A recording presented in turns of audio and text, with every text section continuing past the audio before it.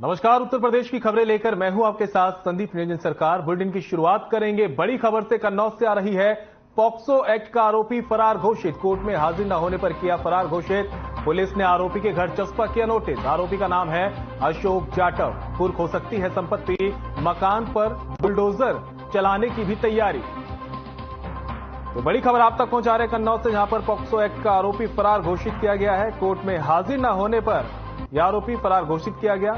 Police ने आरोपी के घर नोटिस चस्पा किया है। आरोपी का नाम अशोक जाटव है। मकान पर बुलडोजर चलाने की भी यहां पर तैयारी अब की जा रही है।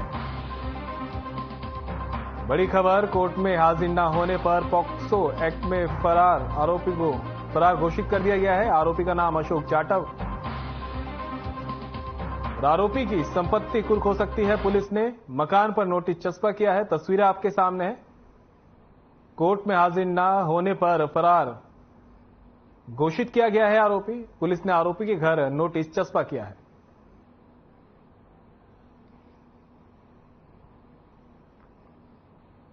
तो कन्नौज में यातायात पुलिस हादसों को रोकने के लिए जागरूकता शिविर लगा रही है। सदर कोतवाली क्षेत्र में स्थित केके इंटर कॉलेज में यातायात पुलिस ने छात्र छात्राओं को जागरूक किया।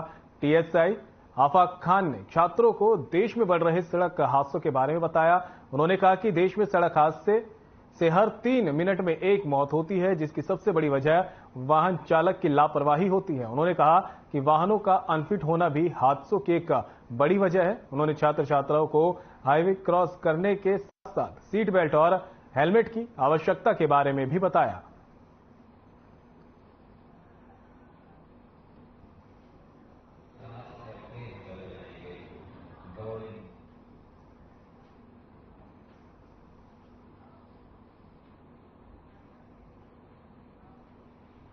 और कन्नौज से बड़ी खबर सामने आ रही है। पुलिस की गिरफ्त में 2 टप्पेबाज, बुजुर्ग को बनाया था निशाना। बदमाशों ने की थी 52,000 की टप्पेबाजी। सीसीटीवी की मदद से 48 घंटे में गिरफ्तारी हुई है। लूट की रकम और अवैध हथियार बरामद किए गए हैं। आरोपी अनुज और विपिन की पहचान पूछताछ में बताए 2 और साथियों के नाम।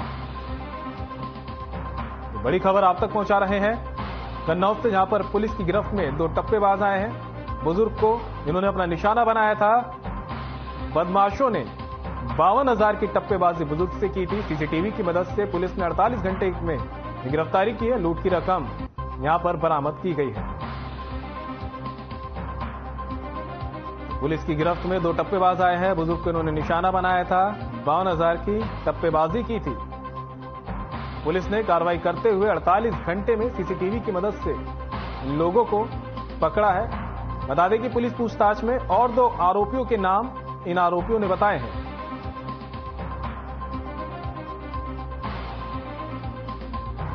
तस्वीरें आप देख सकते हैं। ये दोनों बदमाश वही हैं जिन्हें पकड़ा गया है। टप्पेबाजी की वारदात को अंजाम दिया था। बुजुर्ग को इन्होंने निशाना बनाया था, जिसके बाद पुलिस ने त्वरित कार्रवाई करते हुए 48 घंटे में गुत्थी को सुलझाते हुए इन टप्पेबाजों को गिरफ्तार किया।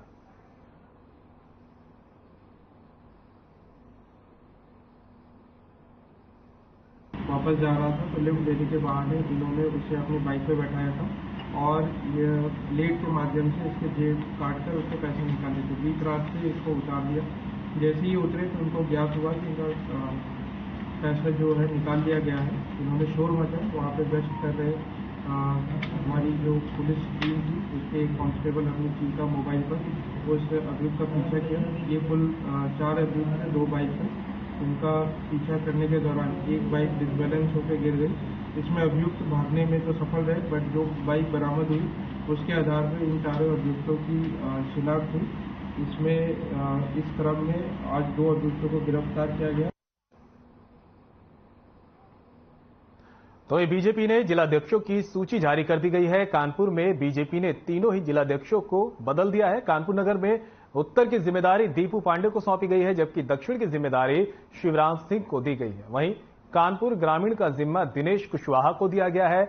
नए पदाधिकारियों के नाम की घोषणा के बाद जिलाध्यक्षों के घरों पर बधाई देने वाले पहुंचने लगे। क्षेत्रीय कार्यालय में सभी पदाधिकारियों का स्वागत समारोह भी आयोजित किया जाएगा। बता दें कि पदाधिकारियों की घोषणा से पहले पार्टी में एक पद को लेकर कई महीनों तक मंथन किया गया, जिसके बाद नाम फाइनल हुए। वहीं कानपुर दक्षिण से शिवराज सिंह को जिलाध्यक्ष बनाया गया है।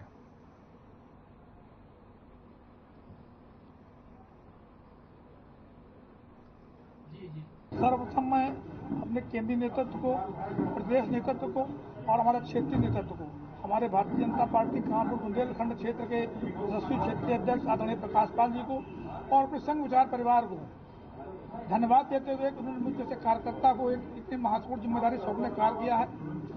मैं महामंत्री के पद पर कार्य कर रहा था, विगत 2 रिज्यूम से मैंने कार्य किया और जो संगठन ने मुझको जिम्मेदारी दी है, मैं पूरे प्राणपण से एक एक कार्यकर्ता को लेकर के, हमारा जो बड़ा कार्यकर्ता है, वरिष्ठ कार्यकर्ता है, उनसे आशीर्वाद लेते हुए, उनसे सहयोग लेते हुए, उनसे सुझाव लेते हुए और एक से एक छोटे कार्यकर्ताओं से लेकर बड़े कार्यकर्ताओं तक को साथ लेकर उनके साथ विचारों में समन्वय बिठाते हुए और प्रत्येक कार्यकर्ता का आदर करते हुए उनको साथ जोड़ने का काम करूंगा।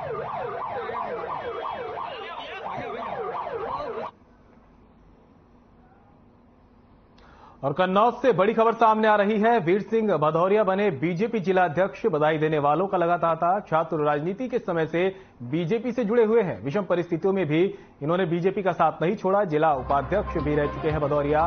कई अहम पदों की भी संभाली जिम्मेदारी। इससे पहले नरेंद्र राजपूत जिला अध्यक्ष थे। नरेंद्र राजपूत को बड़ी जिम्मेदारी मिल सकती है। सूत्रों के हवाले से ये खबर भी सामने आ रही है। बड़ी खबर आप तक पहुंचा रहे हैं, जहां पर वीर सिंह भदौरिया बीजेपी जिलाध्यक्ष बने हैं। बधाई देने वालों का तांता लग चुका है। कई अहम पदों पर भी जिम्मेदारी संभाली है और आपको बता दें, विषम परिस्थितियों में भी बीजेपी के साथ ये डटकर खड़े रहे हैं। बीजेपी का साथ नहीं छोड़ा। छात्र राजनीति के समय ही ये बीजेपी से जुड़ गए थे और तभी से लगातार बीजेपी में कई पदों पर भी इन्होंने कई अहम जिम्मेदारियां संभाली है।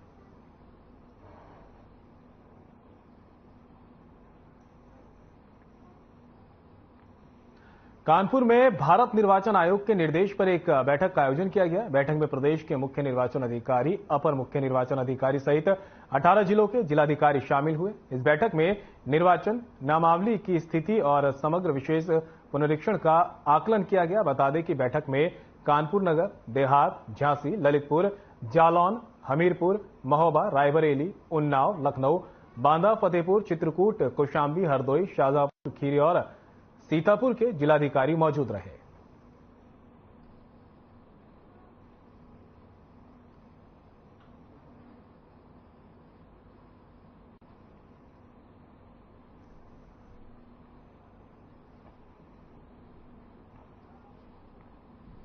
तो वहीं हमीरपुर में बीमारी ठीक करने के नाम पर भगत के गुर्गों ने किशोर के साथ मारपीट की। दरअसल बालाजी आश्रम में भगत की ओर से कई बीमारियों को ठीक किए जाने का दावा किया जाता है। ऐसे में कानपुर के सजेटी थाना क्षेत्र का बीमार किशोर इलाज कराने आश्रम पहुंचा, तो इलाज कराने के नाम पर भगत ने अपने गुर्गे के साथ मिलकर किशोर से मारपीट की, जिसकी शिकायत परिजनों ने पुलिस को दी। वहीं परिजनों की शिकायत के आधार पर पुलिस ने आश्रम के खिलाफ मामला दर्ज कर जांच शुरू कर दी।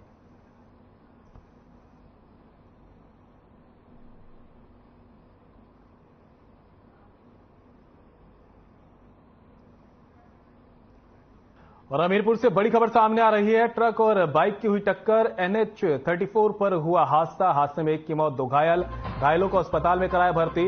मकराव गांव के पास का मामला। तो बड़ी खबर आप तक पहुंचा रहे हैं। NH34 पर हादसा हुआ है। हादसे में एक की मौत हुई, जबकि सूचना आ रही है कि 2 घायल हैं। घायलों को अस्पताल में भर्ती कराया गया है। मकराव गांव के पास का यह मामला है, जहां पर हादसा हुआ है। तो हमीरपुर से बड़ी खबर, ट्रक और बाइक की भीषण टक्कर हुई है। NH34 पर यह टक्कर हुई। हादसे में एक की मौत हुई है, जबकि 2 घायल बताए जा रहे हैं। घायलों को अस्पताल में भर्ती कराया गया है।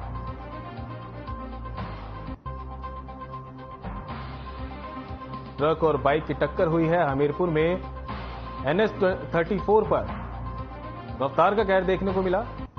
हादसे में एक की मौत हो गई, जबकि 2 लोग घायल बताए जा रहे हैं, जिनको इलाज के लिए अस्पताल में भेजा गया।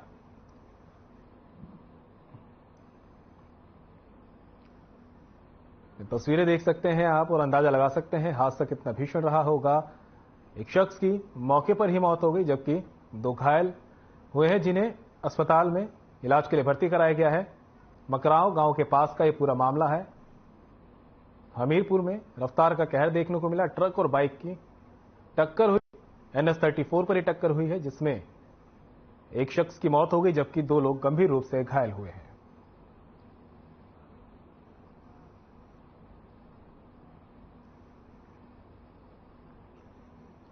और हादसे की सूचना पुलिस को दी गई। सूचना के बाद मौके पर पहुंची पुलिस ने शव को कब्जे में लेकर अस्पताल भिजवाया, तो वहीं घायलों को भी इलाज के लिए अस्पताल पहुंचाया गया है। हमीरपुर की खबर आपको बता रहे हैं, जहां पर रफ्तार का कहर देखने को मिला है। सड़क हादसा हुआ है। सड़क हादसे में एक शख्स की मौके पर ही मौत हो गई, जबकि 2 लोग गंभीर रूप से घायल हुए। और फिलहाल वक्त तो चला छोटे से ब्रेक का, कहीं मत जाइएगा, जल्द होंगे हाजिर।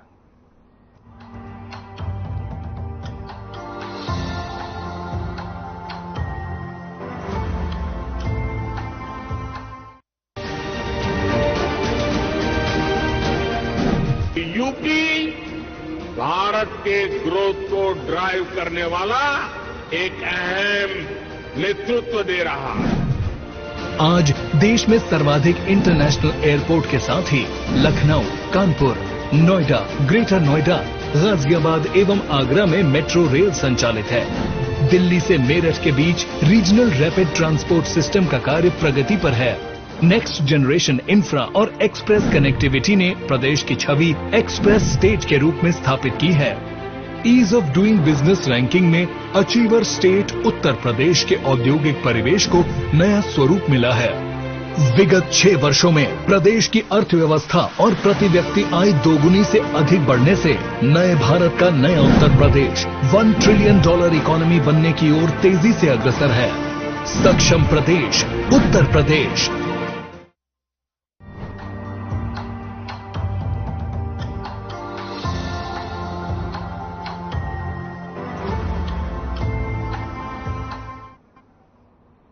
और ब्रेक के बाद आप सभी का एक बार फिर से स्वागत है। बढ़ते खबरों में आगे, हमीरपुर में राट डिपो की बस का पिछला टायर फटने से 5 यात्री घायल हो गए। सूचना पर पहुंची एम्बुलेंस के कर्मियों ने घायल यात्रियों को जिला अस्पताल में भर्ती कराया। वहीं 3 को मामूली चोट आने पर स्थानीय क्लिनिकों में इलाज के लिए भेजा गया।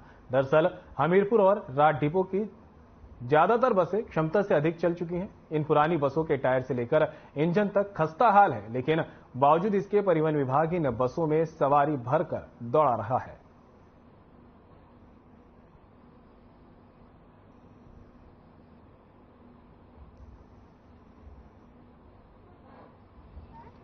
हमारे साथ बगल में बैठा था एक व्यक्ति, उसको भी थोड़ी चोट आई है। हमारे साथ बगल में बैठा था एक व्यक्ति, उसको भी थोड़ी चोट आई है।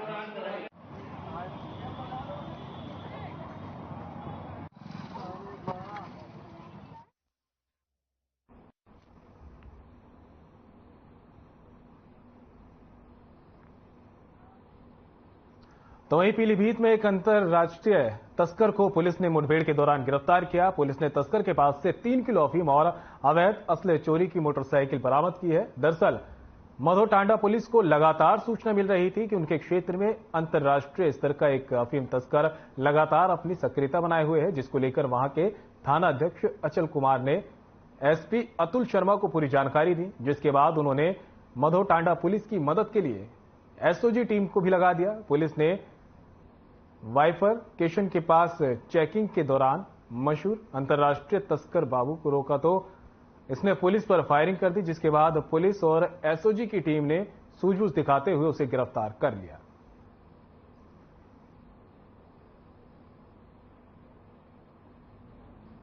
ये थाना माधवटांडा क्षेत्र में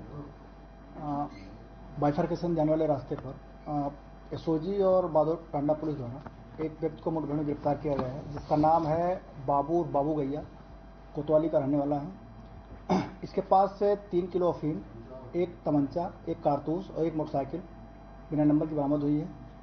यह एक शातिर अपराधी है। यह अफीम सप्लाई और बिक्री करने का कार्य करता है।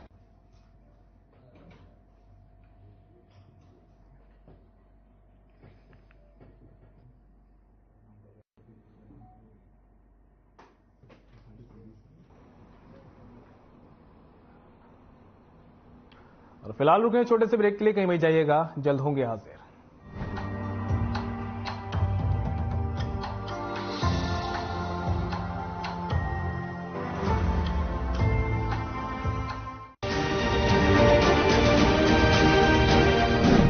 यूपी भारत के ग्रोथ को ड्राइव करने वाला एक अहम नेतृत्व दे रहा है। आज देश में सर्वाधिक इंटरनेशनल एयरपोर्ट के साथ ही लखनऊ, कानपुर, नोएडा, ग्रेटर नोएडा, गाजियाबाद एवं आगरा में मेट्रो रेल संचालित है। दिल्ली से मेरठ के बीच रीजनल रैपिड ट्रांसपोर्ट सिस्टम का कार्य प्रगति पर है। नेक्स्ट जनरेशन इंफ्रा और एक्सप्रेस कनेक्टिविटी ने प्रदेश की छवि एक्सप्रेस स्टेट के रूप में स्थापित की है। Ease of doing business ranking में अचीवर स्टेट उत्तर प्रदेश के औद्योगिक परिवेश को नया स्वरूप मिला है। विगत 6 वर्षों में प्रदेश की अर्थव्यवस्था और प्रति व्यक्ति आय दोगुनी से अधिक बढ़ने से नए भारत का नया उत्तर प्रदेश $1 ट्रिलियन इकोनॉमी बनने की ओर तेजी से अग्रसर है। सक्षम प्रदेश उत्तर प्रदेश।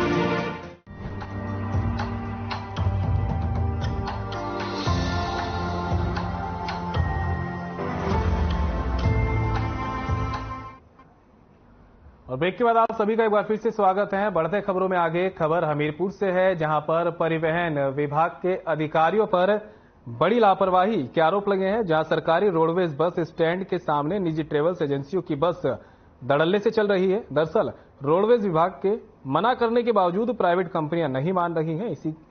इसी को लेकर कई बार शिकायत भी की गई, लेकिन कार्रवाई करने के लिए आरटीओ विभाग का अधिकारी सामने नहीं आते। फिलहाल निजी ट्रेवल्स एजेंसियां प्रतिदिन लाखों रुपए का चूना लगा रही हैं।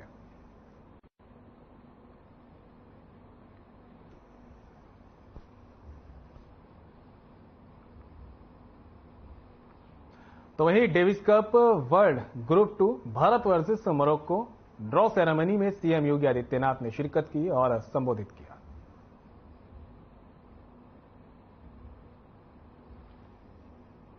तस्वीर आपको दिखा रहे हैं लखनऊ से, जहां पर ड्रॉ सेरेमनी में सीएम योगी शामिल हुए हैं और सीएम योगी आदित्यनाथ ने संबोधित भी किया है। Davis cup world group 2 draw ceremony में सीएम योगी शामिल हुए। जब उत्तर प्रदेश खेल विभाग को इस बात की जानकारी मिली तो हम लोगों ने प्रदेश के अंदर इसके लिए खेल विभाग ने पहले से ही अपनी तैयारियां प्रारंभ कर दी थी और उत्तर प्रदेश टेनिस एसोसिएशन ने उत्तर प्रदेश खेल विभाग के साथ मिलकर के इन कार्यक्रमों को पूरी मजबूती के साथ आगे बढ़ाने के जो कार्यक्रम किए हैं उसकी झलक कल और परसों हम सब महसूस करेंगे। मित्रों, पिछले 9 वर्षों के अंदर देश के अंदर खेल का एक माहौल बना है। प्रधानमंत्री मोदी जी ने खेलो इंडिया खेलो के कार्यक्रम को आगे बढ़ाने का रहा हो या फिट इंडिया मूवमेंट के माध्यम से खेल की गतिविधियों को आगे बढ़ाने का कार्यक्रम, इन सभी ने पूरे देश के अंदर एक खेल का बेहतरीन माहौल दिया है। खेल केवल एक प्रतियोगिता नहीं, बल्कि प्राचीन काल से ही भारत की परंपरा इस बात पर विश्वास करती रही है कि शरीर माध्यम खलु धर्म साधनम, यानी जीवन के जो भी साधन होते हैं वो एक स्वस्थ शरीर से ही संभव हो सकते हैं और स्वस्थ शरीर के लिए खेल कूद की प्रतियोगिताएं, एक स्वस्थ शरीर से ही ये सब कार्यक्रम आगे बढ़ सकते हैं और खेलकूद उसका एक अभिन्न हिस्सा है। प्रधानमंत्री मोदी जी की ही प्रेरणा से पिछले 6 वर्ष के अंदर उत्तर प्रदेश ने इन सभी कार्यक्रमों को पूरी मजबूती के साथ आगे बढ़ाने का काम किया। आज उसी का परिणाम है प्रदेश के अंदर खेल इंफ्रास्ट्रक्चर पर बेहतरीन प्रयास प्रारंभ हुए हैं। उत्तर प्रदेश आज देश के अंदर इन कार्यक्रमों को आगे बढ़ाने वाला एक अग्रणी राज्यों में से आज गिना जाता है। और अगर हम खेल इंफ्रास्ट्रक्चर की बात करें तो प्रदेश ने हर ग्राम पंचायत में खेल का मैदान बनाने, हर ग्राम पंचायत में युवक मंगल दल और महिला मंगल दल को स्पोर्ट्स किट उपलब्ध करवाने की कार्रवाई को तो तेजी के साथ आगे बढ़ाया ही है। सभी जनपदों में खेल के स्टेडियम हो, ब्लॉक स्तर पर मिनी स्टेडियम हो, ग्राम पंचायत के द्वारा खर्च की जाने वाली धनराशि को गांव में ओपन जिम के निर्माण में प्राथमिकता के आधार पर हम धनराशि का आवंटन कर सकें, उसकी प्राथमिकता की सूची में देने का कार्य किया। आज इसी का परिणाम है कि उत्तर प्रदेश में आज के दिन पे 83 स्टेडियम, 12 सिंथेटिक टेनिस कोर्ट, 67 बहुउद्देशीय hall, 38 तरणताल, 15 synthetic hockey stadium, 3 synthetic running track, 16 छात्रावास भवन, 2 अंतर्राष्ट्रीय क्रिकेट स्टेडियम, 42 अत्याधुनिक जिम, 19 डॉर्मेट्री, 2 जूडो हॉल, 11 कुश्ती hall, 6 shooting range, 2 indoor volleyball hall, 12 weight lifting hall और 15 सिंथेटिक बास्केटबॉल कोर्ट का निर्माण। तो वहीं लखनऊ में अशोक लीलैंड के साथ एमओयू हस्ताक्षर कार्यक्रम हुआ, जिसमें सीएम योगी आदित्यनाथ ने भी शिरकत की और मौजूद लोगों को संबोधित किया। तस्वीरें आप देख सकते हैं लखनऊ की, सीएम योगी आदित्यनाथ ने संबोधित किया है। औद्योगिक विकास के मंत्री श्री नंद गोपाल गुप्ता नंदी जी, प्रदेश के नगर विकास और ऊर्जा विभाग के मंत्री श्री अरविंद कुमार शर्मा जी, प्रदेश के परिवहन मंत्री श्री दयाशंकर सिंह जी, औद्योगिक विकास के राज्य मंत्री श्री जसवंत सिंह सैनी जी, प्रदेश के मुख्य सचिव श्री दुर्गा शंकर मिश्र जी, अवस्थापना एवं औद्योगिक विकास के आयुक्त श्री मनोज कुमार सिंह जी, हमारे adviser Shri Avnish Awasthi ji, chairman Ashoka Leyland Shri Dheeraj Hinduja ji, MD and CEO Ashoka Leyland Shri Senu Agarwal ji, Shri doctor SK Chadda ji, Shri Gopal Mahadevan ji, Shri Ganesh Mani ji, Mahesh Babu ji, Shri V Venkatesan, हमारे नगर विकास, परिवहन विभाग और औद्योगिक विकास के प्रमुख सचिव तथा अन्य अधिकारीगण।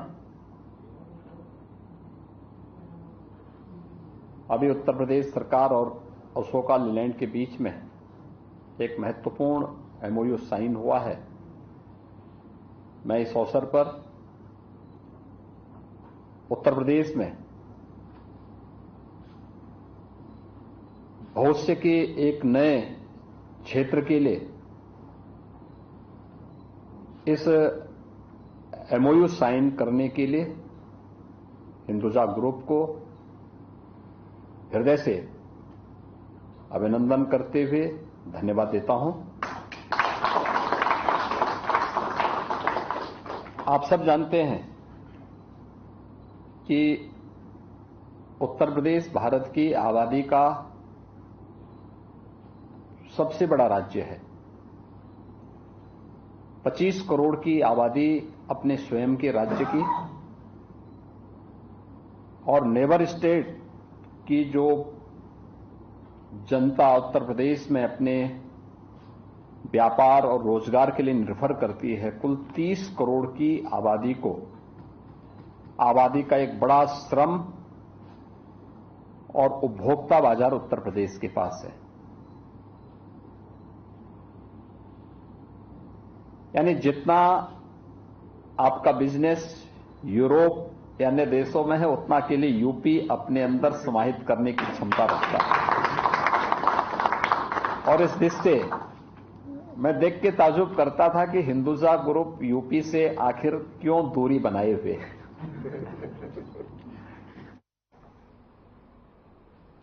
फिलहाल बुलेटिन में मेरे साथ इतना ही, दीजिए इजाजत, नमस्कार।